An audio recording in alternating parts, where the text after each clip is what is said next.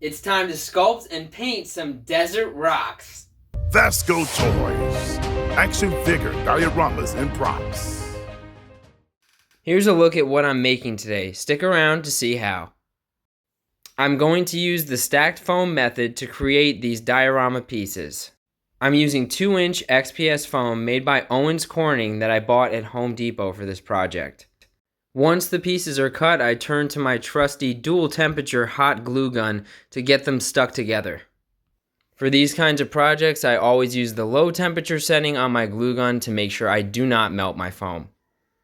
Alright guys, I got 3 solid pieces now, all hot glued together. And now, we're going to go ahead and use my handheld hot wire foam cutting tool. And as always, I'm going to use a fume mask and proper ventilation when I'm using this tool. I'm using this tool to create the overall shape of this piece, not the detail work. When it comes to sculpting the detail, I use a box cutter for that, and I feel like I have a lot better control and am able to get a lot better realism using that knife. For this step, I do my best to avoid creating any obvious patterns because if this was a desert rock formation, it's going to be shaped by erosion and it's not going to be uniform.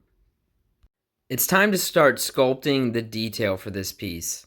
I always use a new blade or a newly sharpened blade for this portion because I want to make sure that I'm not getting any foam fraying, which is going to take away from the idea that this is supposed to be a jagged rock formation. And in case you're wondering, I just use a run-of-the-mill cheap box cutter that you can get in a pack. Nothing fancy here.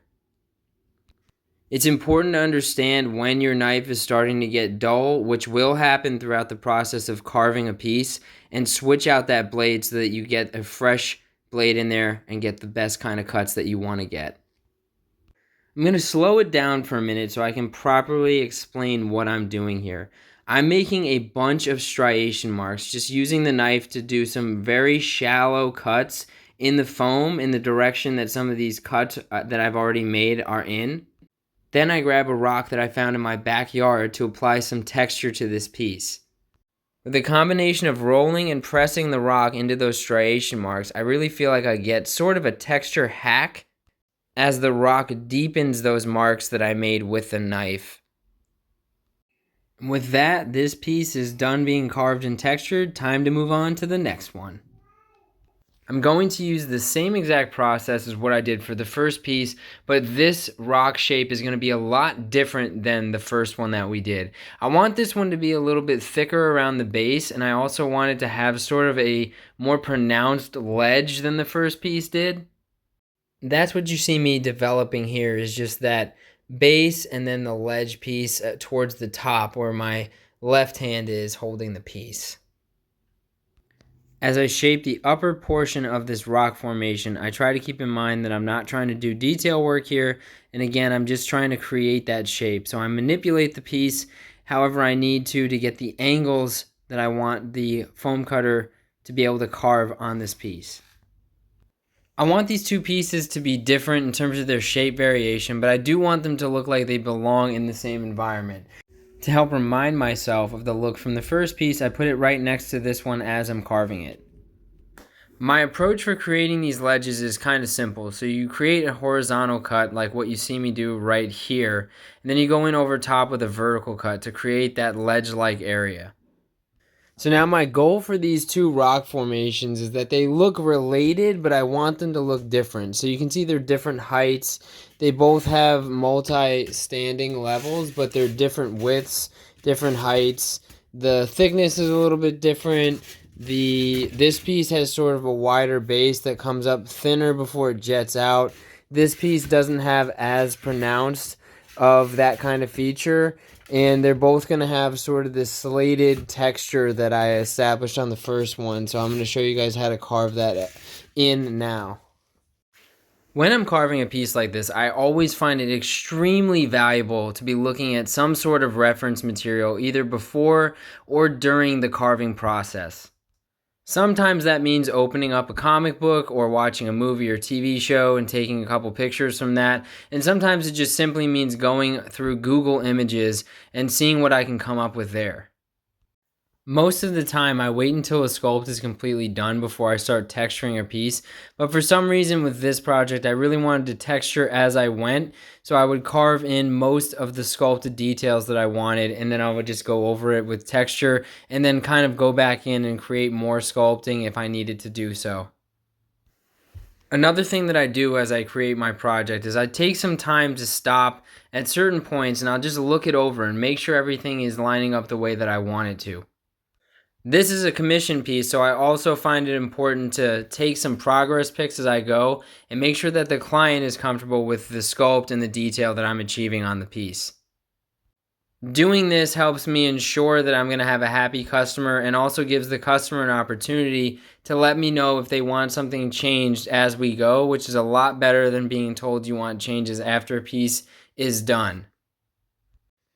Now I'm going to slow it down for a second again like I did earlier in the video and show you guys these really shallow striations that I'm making that I'm going to use with the texturing of the rock that I used earlier, so that we really get some more believable rock texture on this piece. So now I've got the two carved up, and I think you can kind of see the style is very similar between these two, but they're two distinct different pieces that go well together for ACBA photos and those kinds of things. So next thing I have to do is hide some of the layers on this piece, which I'm going to do the same way that I did on this piece with some of that lightweight wall spackle.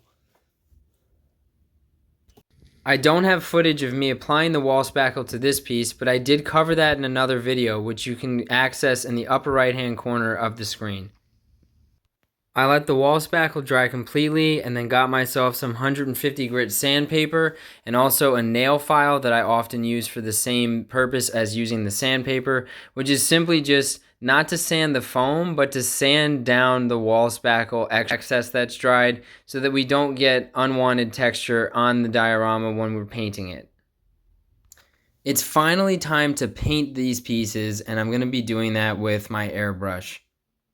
I'm still very much a novice when it comes to airbrushing. I have a siphon-fed airbrush and a gravity-fed airbrush, and I used both of them on this project, and that's because I honestly was making some mistakes regarding cleaning my airbrush and maintaining my airbrush that was causing me a lot of difficulty in the beginning of this project. But I got it figured out and was able to get this base coat down.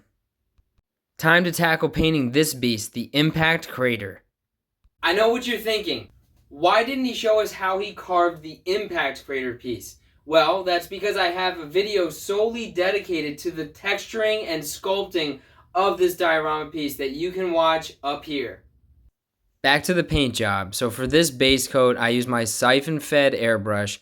And if you want to know the colors that I used, check the description. I have all of them listed. I also have Amazon affiliate links, so that if you guys want to buy those directly, you can do that.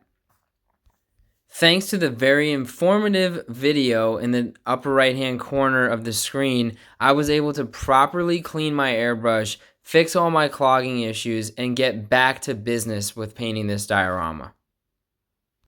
Here I'm applying the secondary color after my base coat dried to actually add some gold to the piece, which is going to get covered somewhat, but is going to allow us to have some really good color variation at the end of this. Here's a couple of quick shots of me doing the third coat, which is again a lighter coat than the second coat, so I'm going from dark to light. For my final airbrushing coat, I used a mixture of Desert Yellow by Vallejo with Anita's Desert Sand. My goal with the last layer of airbrushing was just to lighten up the stonework, but not to fill in the cracks. I wanted those cracks and striation marks to maintain their darker colors that we painted in the earlier coats. As I'm doing this, I start to think about, if I was in a desert and I saw a rock formation like this, where would the sand and wind erosion catch the piece? So that was sort of my guiding principle as I was painting this with the airbrush. After my airbrush coats were fully dry, the last part of this is dry brushing. The old me probably would have primarily dry brushed this piece, but I really feel like I get a lot of benefit out of mixing my paint techniques, both in terms of the look of the piece and also in terms of how it makes my hands and forearms feel. Doing it this way prevents hand and forearm pain for me, so that's the way I choose to do it. And of course, if I did it to one piece, I'm going to do it to all three. So here's my second piece, also getting dry brush the same way that I did the first one. I'm trying to highlight the edges, and I'm trying to add some extra dustiness and some old kind of sand texture on top. I basically do the same process for the impact crater, except I really want to highlight the edges of those rock fragments that form inside the crater so that we get some highlights, but we don't lose the original colors that we did through our airbrushing coats. To make my life easier, I went ahead and got a bigger brush to dry brush with because this piece is so massive. Doing the smaller brush was okay on the first two pieces, but I really wanted to make sure that I was a little bit more efficient as I painted this piece. And once I'm done with my dry brushing, it's time to admire these pieces and consider them done. That's going to do it for today's episode. If you enjoyed today's video, I have you covered with some other terrain project videos which you can check out here on my channel.